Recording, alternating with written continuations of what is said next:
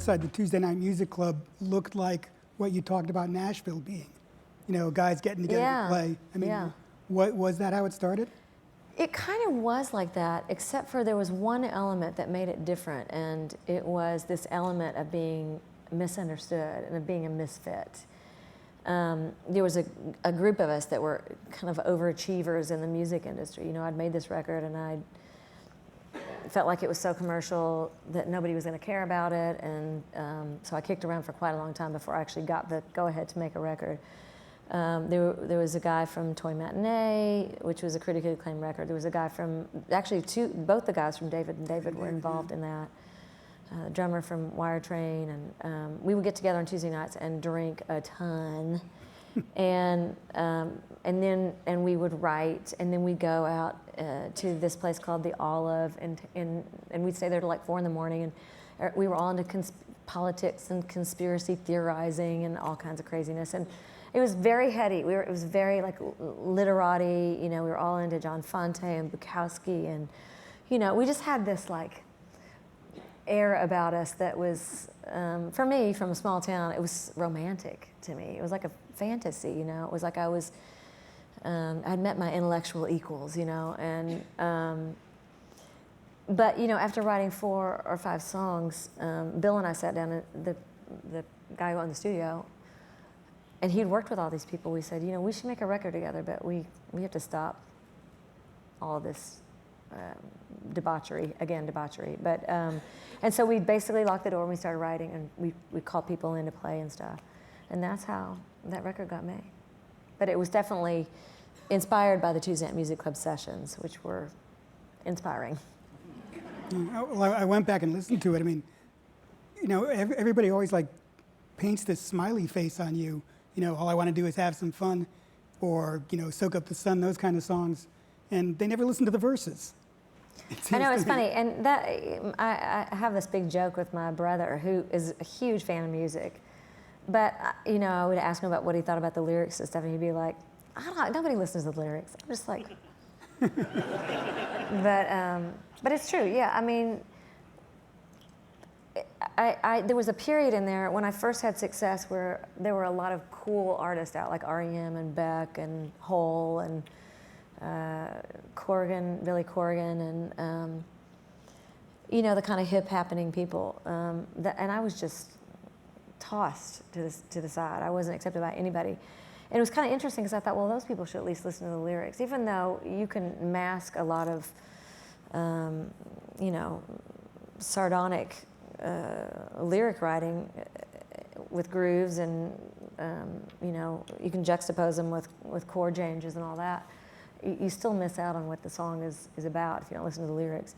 And what I wound up having happen was I wound up being embraced by the older guard, you know, from Dylan to Clapton to Stevie Nicks, to played with Emmy a lot, and Steve Earle, and gosh, just the Rolling Stones. I mean, one of my first gigs was with the Rolling Stones when I put that record out. And I mean, thankfully, I was loved and embraced by the people that I loved and that had been a big inspiration. But there was like a whole generation of people that, you know, I was just peerless. I just didn't have anybody.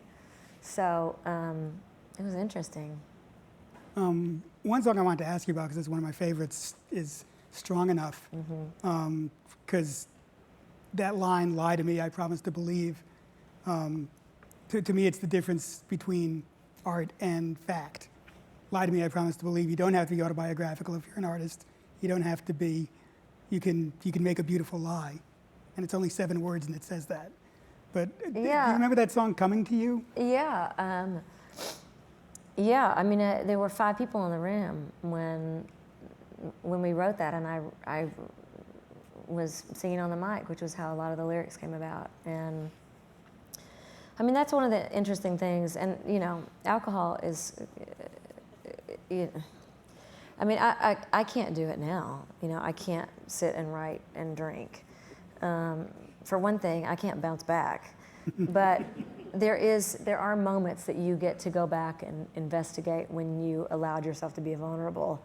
And that's a great, you know, for people who used to smoke pot, like Paul McCartney swears that was, you know, it allowed him to get outside of his intellect. And for some people like me, particularly back then when I was inhibited and very I felt like everything I did was terrible, and I was very critical of myself.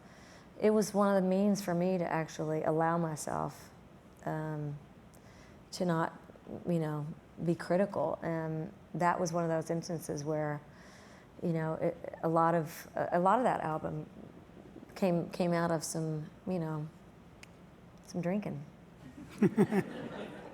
Well, some life. Cold too. hard facts. And some life too, it sounded like. Yeah, I mean, I've had to actually go back and reinvestigate Leaving Las Vegas, the song, to just remind myself of, because people want to hear you sing the song and make it sound like how they love it. I've had to learn some of the phrasing, actually learn it, because it was what it was when I did it, and we looked at it as a gift, and then I've had to go back and learn the phrasing of it. It's not conventional record making, but It's almost hip hop. yeah, it's definitely got its own flow. You know what I'm saying?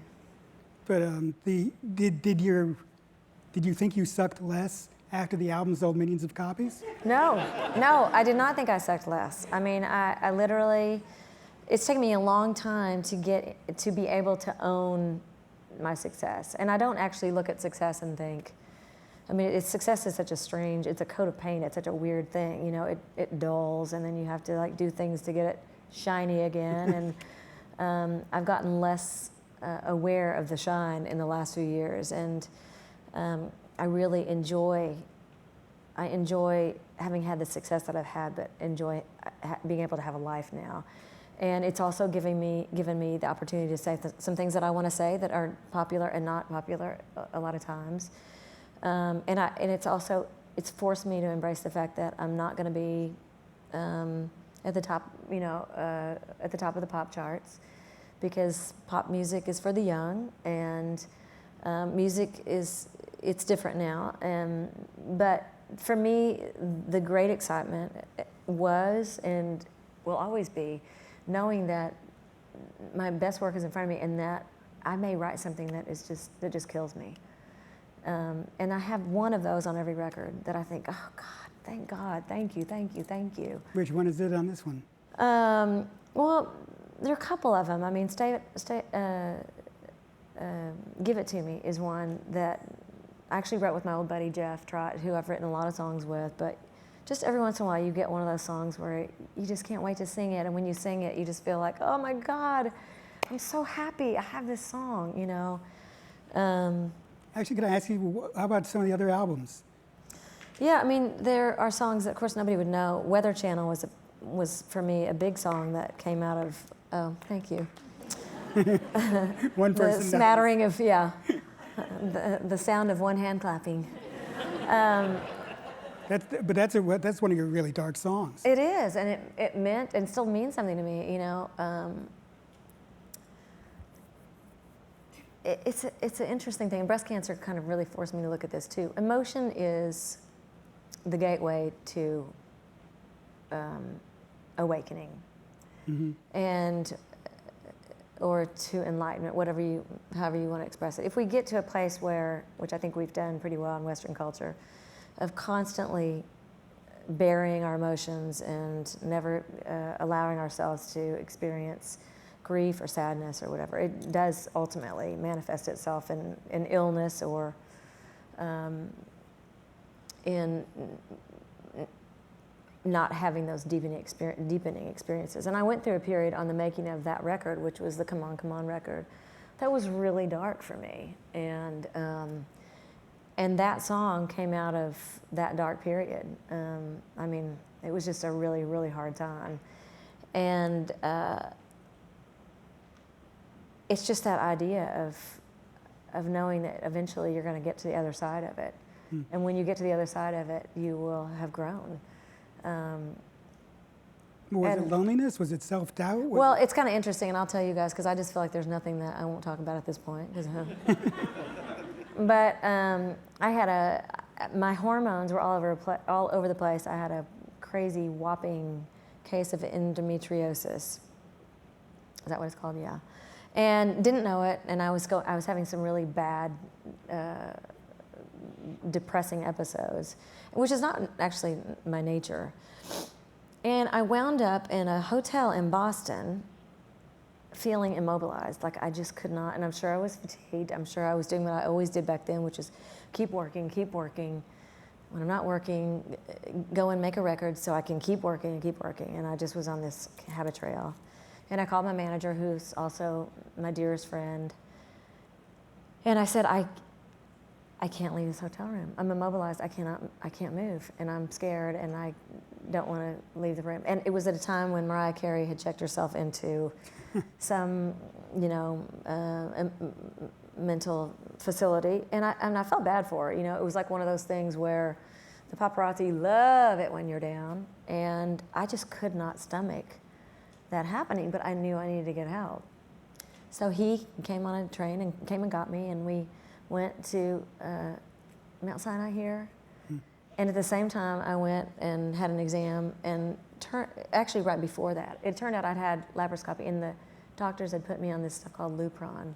And I didn't know they'd put me on it, and it causes, I guess it puts you in a menopause, and it makes you can make you extremely depressed.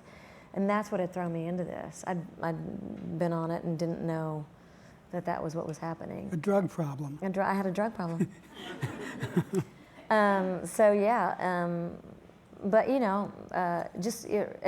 But what was kind of funny about it was I was on that, and then this doctor put me on this stuff called Ativan, which wipes out your short-term memory. So I go into the studio that day, I was feeling great. I went in and I wrote this song, and I told Trina, my engineer, I said, roll tape, and I recorded this song, just me and the guitar, and then never came back to it. In the meantime, I got all the answers about why I was experiencing this, and got myself right and everything. And we were mixing the record, and she says, what about that song Weather Channel? I did not remember having written it. When I heard it, I broke down crying. I had no idea I'd written it. It absolutely just, I was terrified, and at the same time just like, oh my God, that's such a realistic glimpse into what it feels like to be overwhelmed by life, So there you have it. Wow, Bolt from the Blue. I know. Yeah, and it wound up being my favorite song. And then River Wide was one that came off of the Globe sessions, as well as My Favorite Mistake. That's still one of my favorite songs to play. And there's one on every record for me that means something.